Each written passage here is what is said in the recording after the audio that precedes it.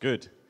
So, let's talk about security and how security is kind of doing and going. Oftentimes security is something, it looks something like this, and we all accept that it's not perfect and we're sitting in there and this is fine and we accept this. And by the way, I've recently seen that it could be the other way around as well, but you'll see. So I want to talk about two things in security. From the OWASP list, which is like the most widely exploited security issues or problematic security issues, I want to take from the top 10 list, I want to take the very first one and the very last one to talk about. And the very first one will be SQL injections, which I think everybody thought would be a solved problem and shouldn't happen anymore, but unfortunately it still does. So we'll look into that, and yeah, then it might look something like this, where you can see it's kind of inverted. This is also fine when the fire is sitting on the chair. And the other thing that we want to talk about is the very last one there is insufficient logging, that even if bad stuff is happening, you don't really see it that is happening. So either somebody can just test your system and try out stuff and nobody knows it, or somebody breaks into your system and you don't find out. You find out from your users because their details have leaked or their data has been stolen. And oftentimes it takes a long time between a breach and somebody finding out. And if you would monitor your system properly, you would see that early on. And that's kind of where we would want to go, to see stuff that is happening early on. So basically the idea is we don't want to get to the bottom half, where everything is on fire and everything is terrible. That's the part which we want to avoid. And we'll do this hands-on. Actually, you can try to exploit the site that we are using, and I will try to monitor it then, but we'll get to the actual thing. So I work for Elastic, the company behind Elasticsearch, Logstash, Kibana, Beats. Some of you might be using some of our software. If you have any questions about that, just find me afterwards. And yeah, my official title is Developer Advocate, so I mostly travel around to tell what we're doing or what you could do. And I'll partly cover our stack today, and I'll partly cover other stuff, but we'll get there. So, my role is basically building Hello World applications. And today we'll do the Hello World of SQL injections. And then we'll properly monitor the Hello World. That's the general idea. So, if you go to this site, you can, by the way, follow along if you get out your phone or maybe even your laptop, because it might be easier to type. So you can get to this address. And then you should see something like this. Did anybody, so WTF is kind of the right domain for any demo, because stuff will always break. Did anybody figure out why I used this Twitter handle or this weird name? And it was, just to wake you up, it was, all the information is on the first slide. And it has something to do with my name.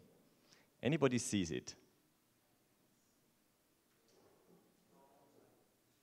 Sorry? Yeah? Sorry?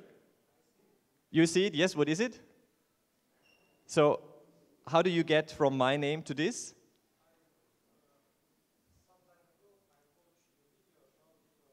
Ah, you know. Okay, yes, so if you know, if you take my last name and rotate the letters by 13, so you continue in the alphabet for the next 13 letters, this is what you get. And it's called the good old ROT 13. The nice thing about 13 is if you rotate it by 13 again, you will get back to the original because 26 letters in the alphabet. So encryption and decryption is the same, and that's how you would get there. Anyway, this is why I picked this domain, and you can just go there, and you see it's very simple. You have 3 people, Shai, Simon, and me, and you can just view people. And then you can see this is Shai, and he lives in San Francisco, and he has a salary. And you can see here we have this parameter. And this is already looking interesting. Maybe I coded it badly, which I did, and you shouldn't do it like I did in my example. But this one here will be exploitable, and you can actually break in and try out stuff.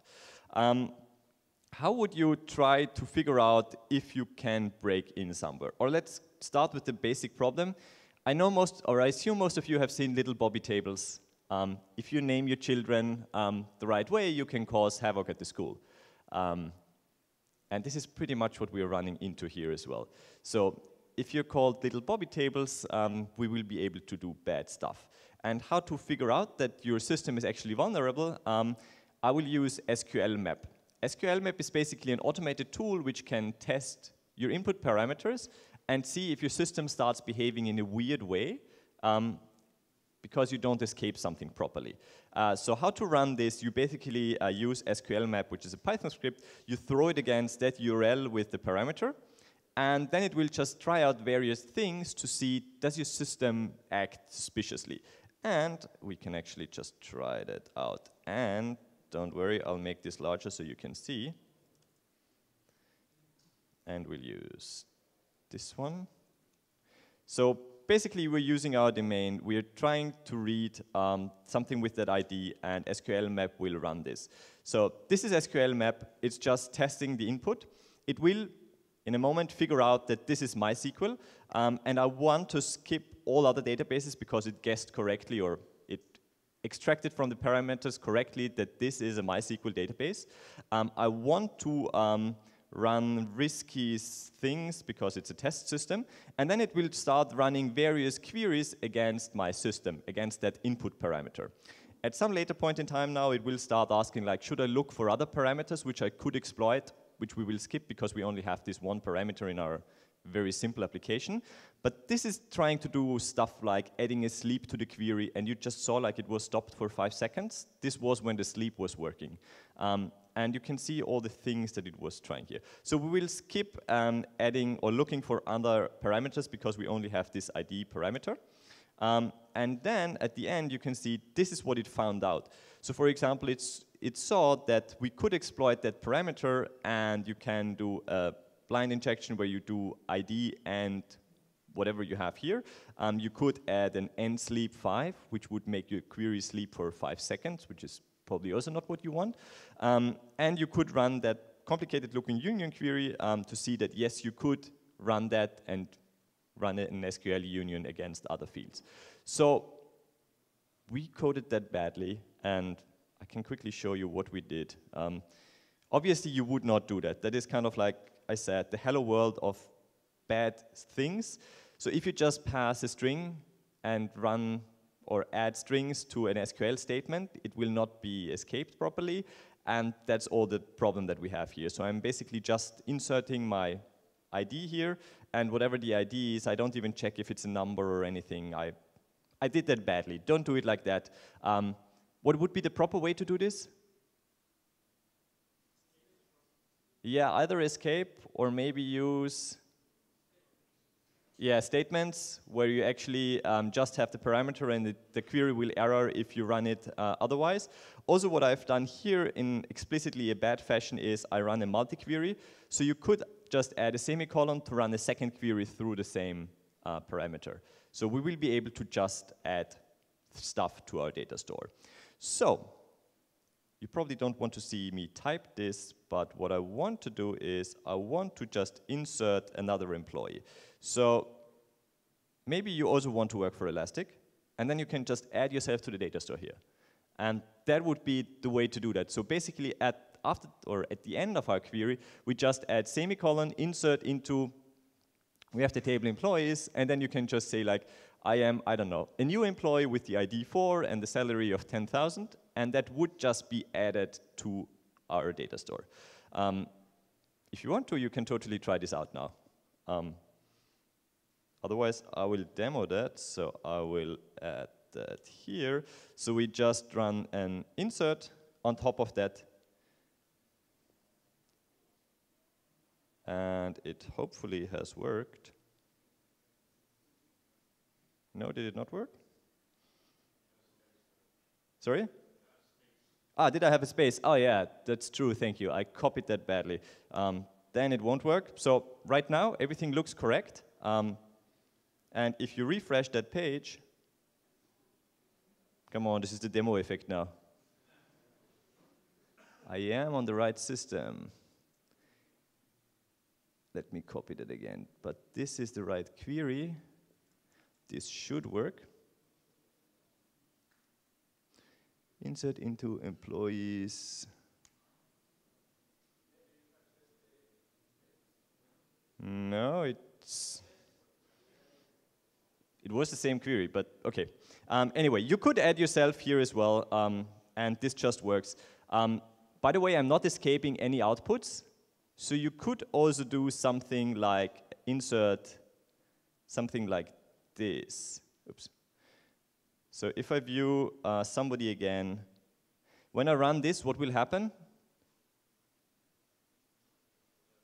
Yes, since I'm not escaping anything, and I run that, and I will reload the page, from now on you will always get a hello.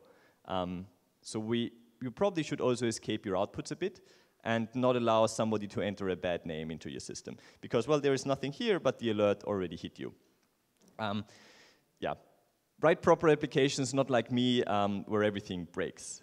So, bad stuff happened, and now you probably want to figure out what has been going on in my system. When did the bad stuff happen? Like, who entered it, or when was it entered at least? And normally how you find that out is you want to log all the things to kind of keep track of what's going on in your application. What you don't want to do is, you don't want to have this big log file and then start grabbing through 7 gigs of logs, I assume. Unless you have a lot of time at work and want to spend your day doing that way. So we want to kind of approach this differently. Since this is our tech stack, I assume most of you are familiar with the ELK stack. Who is using the ELK stack already? Okay, good. It's the right audience. For those who don't use it yet, you have Elasticsearch to store the data, Kibana to visualize it, and Logstash to actually get the data, parse it, and enrich it. What do I mean when I say enrich? What would be enrichment?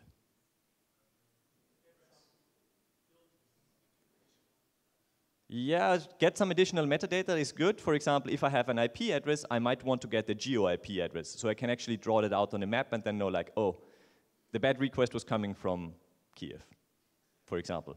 Or maybe it was China or wherever it was coming from then. This is widely used. So if you're using any of these products, like I'm using way too much Slack, I have a Fitbit, I rarely use Lyft, but those would be logging with our stack as well. And then we added this other component called beats, which is like a lightweight agent or shipper. Since you don't always want to put, Logstash has JRuby, and so you always need the JVM, and a lot of people don't want to put the JVM on their servers to do that. So we have beats, which are written in Go, so you get native binaries, and they're like agents or shippers. And they can just collect information in a very lightweight fashion and forward that. The problem is there is no B in ELK. So what we tried was, we tried to find a new name, which is ELK B or BELK, which looks something like this. You can see it's a B, it's an ELK. It's kind of the great combination of both. However, our systems are always about scalability. This is not very scalable, because what happens if we add another product, like APM for tracing, and then we would need to add another letter, and then we would need to make up another animal, and we would need to redo the entire branding. So that's not very scalable and very smart from a marketing perspective, so now we just try to call it Elastic Stack, which is very scalable and elastic, because whatever products we have, we just put it in there. But if you call it ELK, we will still understand it's kind of the same thing, but we're forwarding logs and then just want to see what we have. So what we're using today is we will have beats, or more specifically Filebeat, to collect log files, store them directly into Elasticsearch, and then we can visualize them in Kibana. That's the general idea. So what we have in our application is, we have, right after the SQL statement, luckily enough at least, we were logging the SQL query. And we were writing that out to var log app. And that way we can at least figure out which queries have people been running, so afterwards I at least know what bad stuff or what queries have been happening, and then I will see where the bad stuff in my data store is coming from. So to get that information, what am I using to fetch it? Filebeat. And Filebeat, I always say it's a bit like tailf, but over the network. It's just collecting log files and tailing those log files. And how you configure that, just to show you some configuration for that, is this one here. This is all you would need to do. So you put the beat, like you have the native binary, and you put the beat on the system, and then just tail that var log app log. And I will collect various pieces of logs. To actually be able to find that quickly, I will just call that application app, and then I can easily filter down on that. Because if we head over to Kibana, if you've never seen Kibana, this is what Kibana looks like. And we can just look at the raw events. And you will see for Filebit, in the last 15 minutes, we had 1,000 events or log entries that we've collected from all over the system, because lots of stuff was going on. If I switch, for example, to the last 24 hours, you would have 60,000 events. And you probably don't want to filter down on that and see like what is happening here in my system. So what you could do is you could just add a filter, and here I'm saying application. That was the additional field that I have set on when I collected that log is, and then I have app. And when I run this, you can see now I only have like 600 events. And when I open that one up, you can see this was the actual SQL query that we were trying to run. You can see when it was collected. We also add some additional metadata. For example, you can see the host. We always collect the host. If you have some host-specific security issues, like you know it's only Ubuntu 18.04 that is vulnerable to something, you could filter down on that here as well.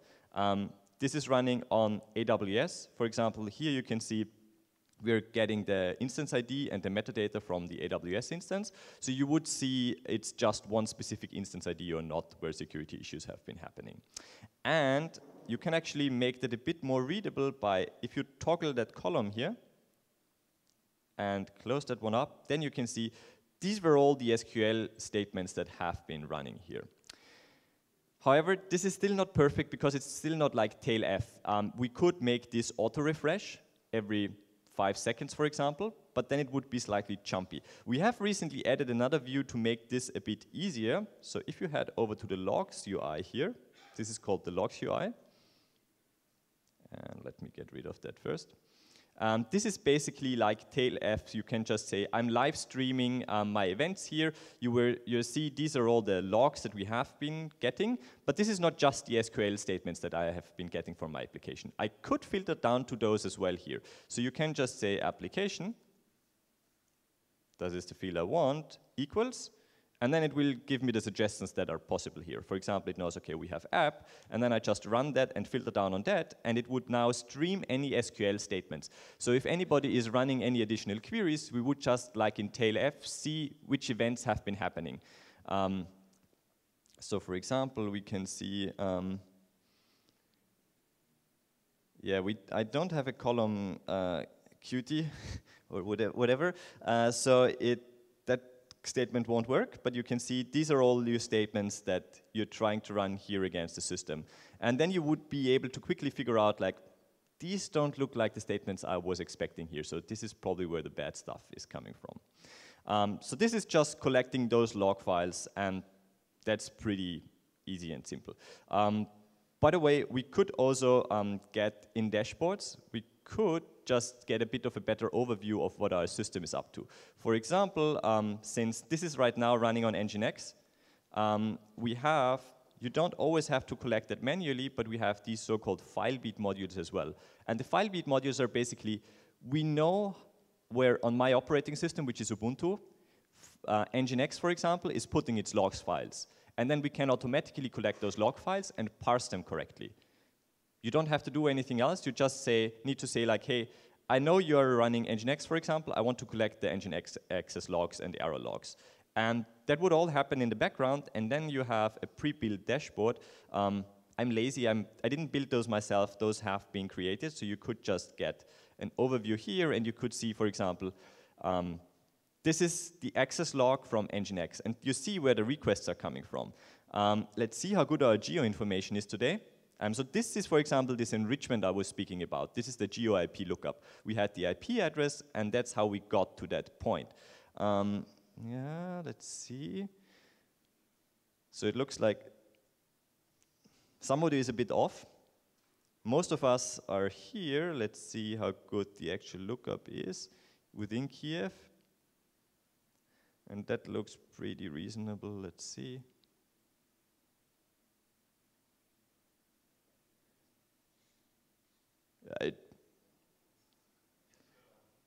It's a bit, wait.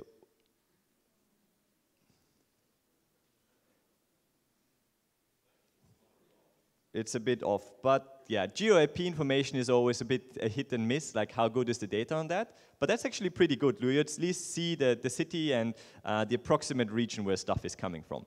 Further down, you could see like when were the requests made and what were the response codes you were getting from those here. You could see like the top pages people tried to access here, which is all on the index, by the way, on the index PHP, you won't be able to insert anything because we don't take the parameter. You will need to go to the read.php page with the ID, and there you can do the insert. This won't work on index. There's no parameter there. You can see the number of errors we got over time, which is quite a few, how much data volume we have, or for example, what user agents or devices you were using to access those. And this is all in the access logs, so I don't need any JavaScript snippets or anything, just in the access log. Yes, please. So yeah, the question is, yes. So that's actually a good point, like how do we actually get the geo-IP lookup? So you have two options in our stack. The first one would be to use Logstash, which I'm not using today because it's not really needed. But we have something called an ingest node in Elasticsearch itself. And that has a subset, kind of like a very useful subset, but a subset of what Logstash can do. And that can do the parsing, like running grok patterns. This is how I extracted all the fields from Filebits was just forwarding the log lines to Elasticsearch, and that ingest node was parsing the fields.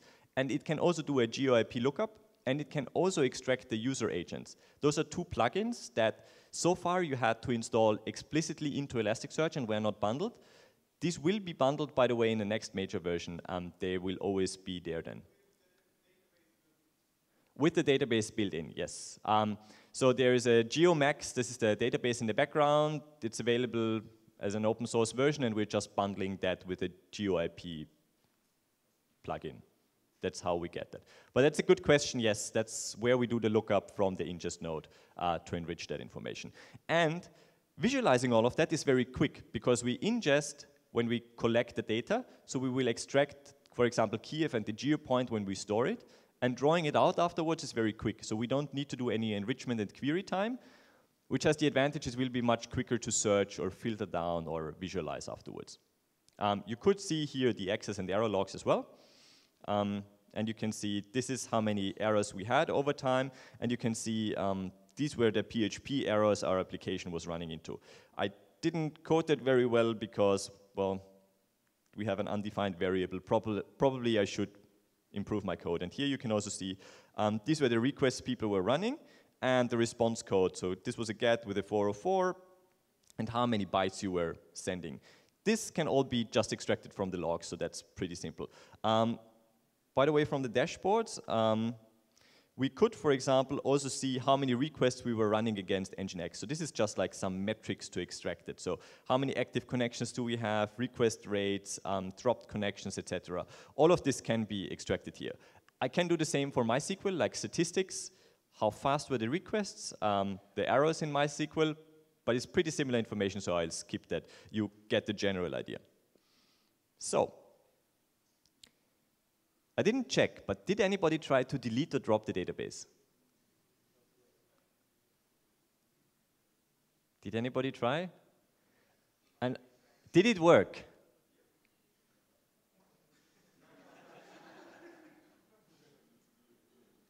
Let me see. No, the data is still there. Because I would be surprised if that worked, because I explicitly set up the user that the user can read data and insert, but you cannot delete and you can also not update anything. So I kind of limited the database connection that you cannot just drop all the data because then we wouldn't have anything to show anymore. Because I know you try bad stuff. So that shouldn't be possible. Okay, so it's nice that we figure out that bad stuff is happening, but maybe we actually want to block the not so great things from happening. And for that, ModSecurity is a very interesting approach. So ModSecurity is like a web application firewall. It's not a firewall like blocking traffic to a port, but it's really filtering the traffic that is coming to your application. And basically it has signatures to filter out things that it knows look fishy. This is the description from their own website. So it's a web application firewall. It's also a bit like the Swiss Army knife. You can basically just write rules, inspect the traffic, and if something looks bad, you can either log it or actually block it and stop it from happening. It has free and open source rules that you can just use, and I have used those in my system. So for example, it will be able to block SQL injections in my system. There is also an extended set of rules that is commercial, however. That is how they are making money. So Spider Labs is the company behind that. They have, for example, virtual patching. You know that you're running a vulnerable version of a software, but you cannot patch for some reason. Then you could just try to fix that through the web application firewall and fix the requests or filter out more stuff. And they can do various things, but this is part of the commercial rule set that you have. I'm not using the commercial rule set, I'm just using the free stuff, and you can do that too. So,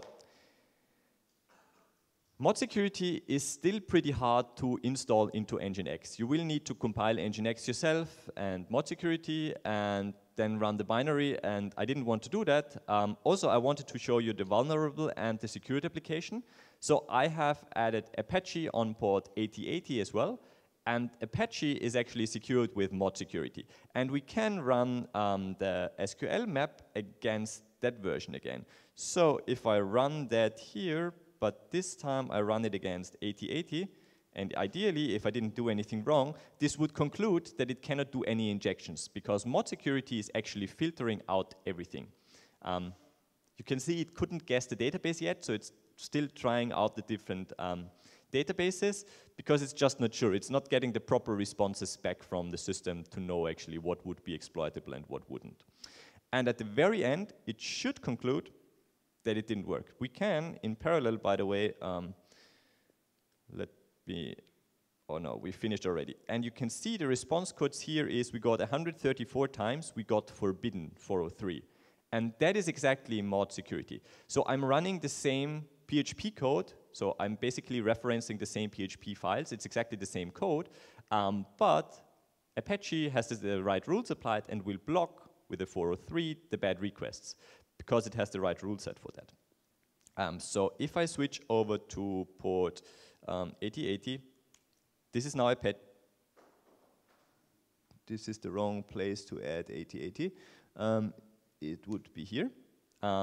Yeah, we have hello.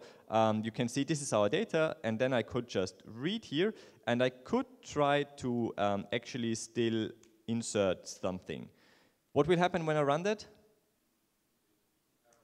Yes, now I'm getting a forbidden, because my request has just been rejected by ModSecurity.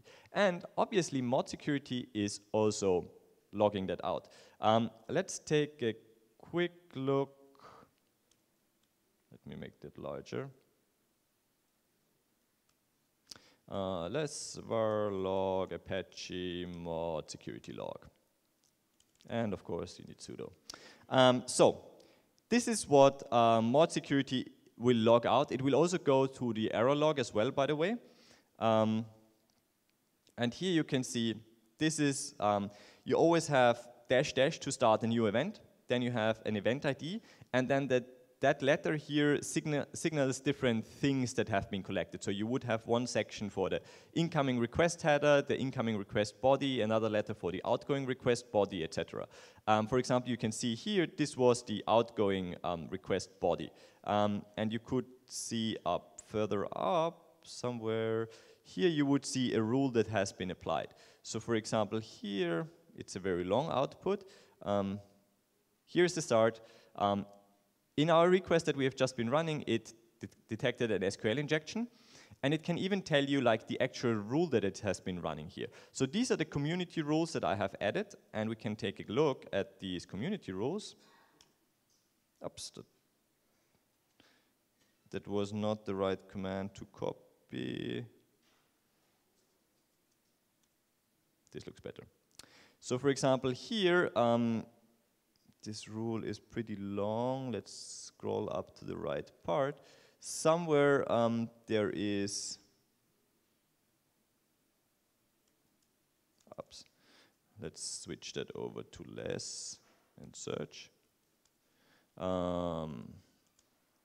Here, for example, you could see this looks kind of suspicious. If you have any of these statements here, which are like SQL statements in your query, then it already has a high chance. So basically, to be blocked. So here you can see you have a regular expression and you just construct it the right way to actually block requests.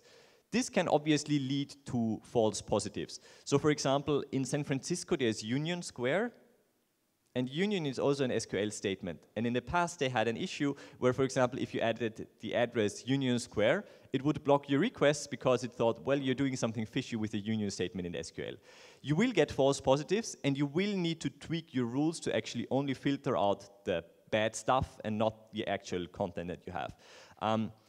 By default, by default, ModSecurity will also only be in the monitoring view. So it will only collect stuff and say like, hey, I would block this because it looks bad, but it will not do that actually. I have enabled it to actually block the requests. So what you would normally do is you would start ModSecurity and just start monitoring, and then you look at the output and see like, yeah, all of those are really bad requests and those should be blocked. And if you feel comfortable with that, then you would only enable the blocking. Otherwise, you will have false positives and you might piss off some users. And just to show, there are quite a few SQL, or not just SQL, but quite a few rules that you have in there to show you what can be blocked by default. Obviously, you will only, or should only have those enabled that you use. For example, there is Drupal and WordPress somewhere in here, so you can see there is a rule for WordPress and one for Drupal. I would only run those if you have these systems running. Otherwise, the rules might just block something that isn't really an attack vector against your system. So these are all the rules that you have provided here, or you could even provide your own. Providing a custom rule would look something like this, for example. So for example, if you have a forum and people can post something, you might have a spam problem. And this would be a rule to actually filter out that spam problem. Here, what we are doing is we say, if somebody posts to forum.php, I want to give the event the ID 400,001, I want to chain these steps, I want to deny it, I want to log it, I want to output the message spam detected. And basically the rules of what to block is, if somebody posts something, check the body if there is pills, insurance, or Rolex in the body, because those are generally good indicators that somebody is posting some spam to your forum. Especially in IT, very few people have a valid use case to use Rolex in their examples. But you could try it out, how successful you are in various forums if you have like examples with Rolex in them, and how their rules are actually working to see how that is going. One thing I kind of slightly skipped over now was, if you look at the, no, this is not the one I wanted, this one here. Filebit by default will log one event per line. And this one here has a lot of new lines. So you can see this is one line, this is one line, etc. Is this very useful if I break up these events from ModSecurity? Like line by line? Not very. How would I combine them again once I have broken them up? Yeah, ideally you don't break them up in the first place, because it's always easier to keep something together than breaking it and trying to put it together afterwards. So don't break it up in the first place. What you would do in Filebit, for example, for that one here is, this would be the right rule to actually collect that. So I basically say like, this is modsec audit log. I will tag that with ModSecurity, but I also have this multi-line pattern here. And basically I will say like, any line that starts with a dash dash, that is kind of a new event, and everything that doesn't start with a dash dash is the continuation of the previous line and should be kept in that one. So you don't break up the lines, and then you don't have any issues around it. And you could, or we can look into that raw output if I head over to the logs UI again.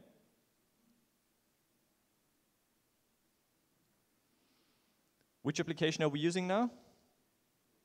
ModSecurity. So let's have a look into those. And you can see this is a big blob, and I maybe should try to parse that out properly, but parsing this will be a pain in the ass. But at least you can see each yellow block, this is one block that we have collected. And you can see this was actually like, this was the response that was sent out, and this was a request where somebody tried to insert 1, 2, 3, which my SQL statement that won't really work. But it will be blocked in any case because, well, that's a forbidden statement. So this is what ModSecurity is doing here. And yeah, security is a fun problem, and it's always trying to put out fires with more or less success every now and then. So, to wrap up, what have we seen? If you want to try out the code, I have all the setups and rules. It has some Terraform and Ansible, so it will automatically set up everything for you exactly the way I have it here.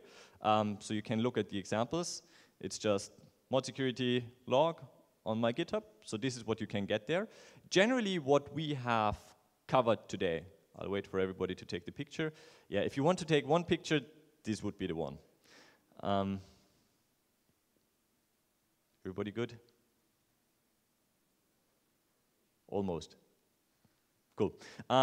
So the things we have seen is, first, don't write code like me that is vulnerable to SQL injections, because it's not a good idea. Write, I don't know, like prepared statements would be a good solution, or at least escaping stuff. In any case, log what your system is doing to be able to figure out what people are trying, or if something bad has happened, how it got there, to prove like this was only added at this point in time. Or you could also say like, oh, this is the one page where that stuff is coming from, or this is that one user account where it's coming from. If you have proper logging, you will be able to prove afterwards like when and how something happened. Otherwise, you will be blind and not able to see where it came from. And if you can, a web application firewall will be able to fix your broken code, like mine. With the downside that the rules might be too strict, so a lot of people have experienced like they started with some rule set, then it blocked some legitimate traffic, and then they had to tweak the rules. You will need to closely monitor how well your rules are working, not to piss off your users. That's the general take on that.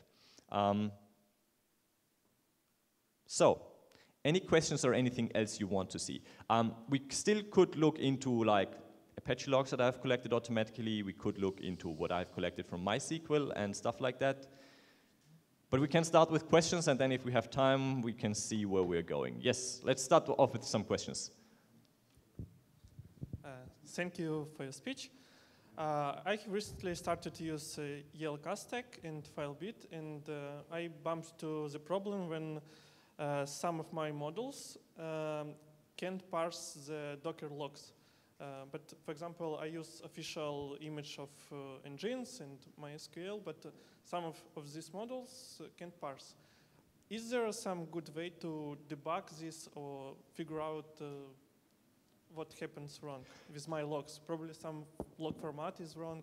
Yes, something. So this is ingest node and not logstash. Or no, ingest node in Elasticsearch. Is it logstash doing the parsing or ingest node?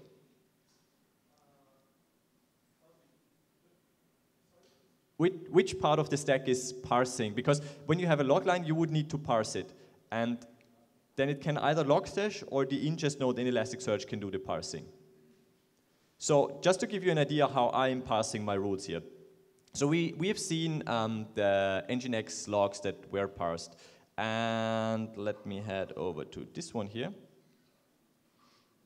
What is going on, or how we are parsing that in the background, is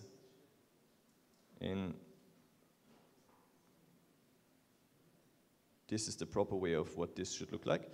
What you can see is you have these so-called, if you're in the ingest, or if you're using the ingest nodes, you have the ingest pipeline. And here you can see the actual script that is running. So for example, OS query is not the one that I want, but here, for example, here the Nginx access log default. And here you can see this is the pattern that we are running to try to parse that. And the next step, what you could do then is, what you would need to do is, you would need to get an example line from Nginx. So less var log Nginx access log. You take one of these lines here, we copy that one, we also copy that pattern here, and then you have this grok debugger. And in that grok debugger, first you add one sample line here, and then you can add the line from this one here, and hopefully I've copied all the right parts in this one. Let's see. but I haven't, my start is off. Is it? Hopefully, let's see. No. You will need to get the right pattern out to actually parse that. Then I think this is the right pattern here. Let's try again. No, still not the right pattern. Otherwise, you could just take parts of that pattern and try to parse out stuff. For example, you can see here, this is the remote IP address. So your query, you could just start off with this part. Then you can, I'm not seeing something right now. This should be IP list, put it in the Nginx access remote IP list. This should be working normally.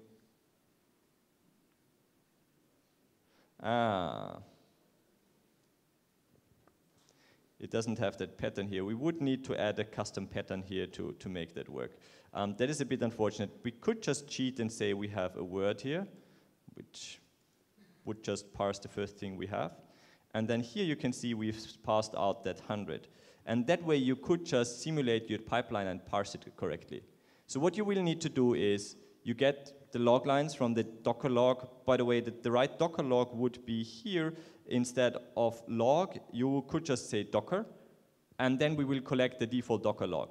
Also, what you will need or want to do then is you want to add Docker metadata, and then it would enrich the labels from Docker automatically. So using the ID in the path, it would use the Docker socket to actually get the base image, the labels, and everything that you have applied to that.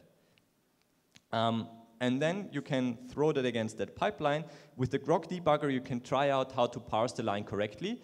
Then you store that pipeline in the ingest pipeline, and then you tell the ingestion, like here, you could say like then here, ingest, and then foo is the name of that ingest pipeline, and that it would just parse the log line that you have added correctly. This is how you could wire that together. So you would say then, I'm collecting something that is, you would add a filter here and say, apply this specific foo rule to the Nginx access logs, and then parse that correctly. I hope it works. Otherwise, try it out and come to me afterwards. We can get this going. I do have some more examples if you need them afterwards. So this is how you would wire it together. First off, you collect the right thing with Filebit. Then you can either forward it to Logstash for parsing or the ingest node.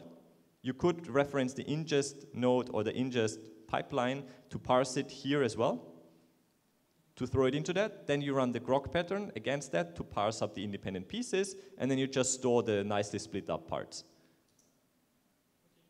Hope that makes sense. Yes, please. By the way, before you all run off, I normally try to take a picture so I can prove that I've been working today. Because today I have a colleague, Thomas, here, but normally nobody knows where I am. So I'm just traveling around Europe. Wave. Thanks for helping out.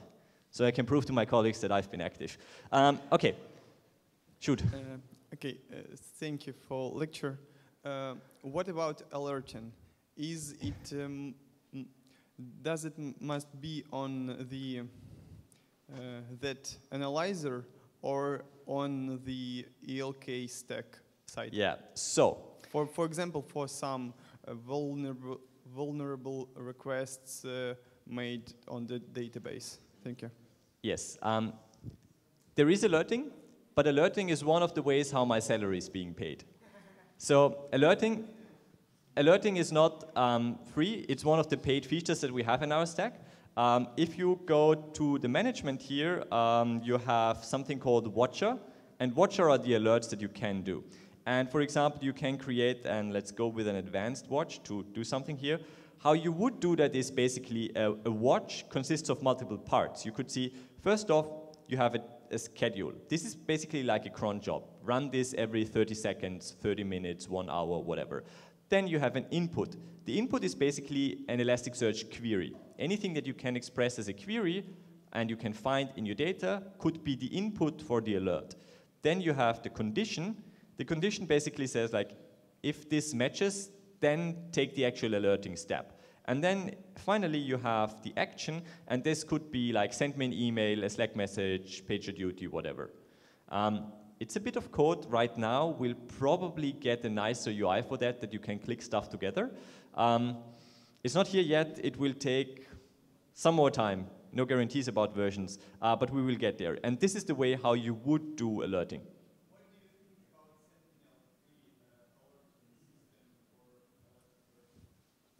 Sentinel-free Setting. from Siren Solutions? Yeah, there are other plugins and solutions to have those. There are also standalone tools you can run on top of those. For example, you could even run Logstash to do that. You could just run a job in Logstash and have the input to run that query, have a filter to kind of like do some comparison, and the output could then be to send you an email. But there are also third-party plugins to do that. So there are multiple ways to spin alerting here. That is the one that is built in. If you're using our cloud service, those paid features would be included in that one. So since this here, you can see this is running on cloud, this has all the commercial features in there. And like I said, alerting is one of the ways how my salary is being paid. Somehow everybody wants to get paid. Cool. Any other questions? Yes, please. Yeah, I think you were first. Thank you. It's a political question. What do you think about Amazon's open distro for Elasticsearch, and do you recommend to use it? Thank you. Yeah, political discussion. I think you will need to figure out what is the right solution for you and why it will work or why it will not work. We wish Amazon good luck building all the features that we have. We have been doing that for quite a while, and we have been, at least to some extent, successful. If they want to kind of play catch up, we'll see what happens and we'll try to build the better products. That's pretty much the answer. Sure. I think we have another question there. Wait. In the case of ModSecurity analysis logs, why not use JSON format? It's simpler for... You mean for the input to ModSecurity or the log? I mean switch ModSecurity to JSON format logs, not multi-line splitting, because it's... It would be much easier, but I don't think ModSecurity supports it. It's just... it seems to be supported. Is it supported? I think yes, because it has such parameters, native and JSON. Maybe it needs some specific compilation with some keys, but it's possible. Maybe it's possible, then I didn't find it in the documentation from, yet. 2.9.1. Because the documentation of ModSecurity Set audit log format. in the... No, those are the... If I could type ModSecurity. This is the... I think this is the one. They have in the wiki, they have quite a good wiki here. They have the data format. This, by the way, describes all the pieces of the data format. I'm not sure, at least here, I'm not sure that if they have like any way to switch the format. But it might totally be possible, and I just haven't found the right switch yet. But it would be much easier than parsing that, because I have no idea how I would actually parse that output that you have here. It's very feature-rich, but it's also a nightmare to parse. Like, taking one of these events and then trying to parse it will, yeah, I cannot write that regular expression, and I don't want to. I will need to check. That's actually a good pointer. If I could switch that to JSON, it would solve all the problems, because JSON is the ideal format for us. Take the JSON file and put it straight into Elasticsearch, and you're done. You don't need to write any regular expressions anymore. You need to parse, it's already parsed. Yeah, or I've already seen, like, I've seen a third-party project where somebody wrote a Python script to parse it, but that also looked very ugly. It's also like lots of regular expressions, and who likes writing regular expressions? Yeah, that's the Stockholm syndrome, right? Yeah. You got so used to it. I think we're pretty much out of time. Thanks a lot for joining. If you have any other questions, just find me. I'm hanging around. Thanks.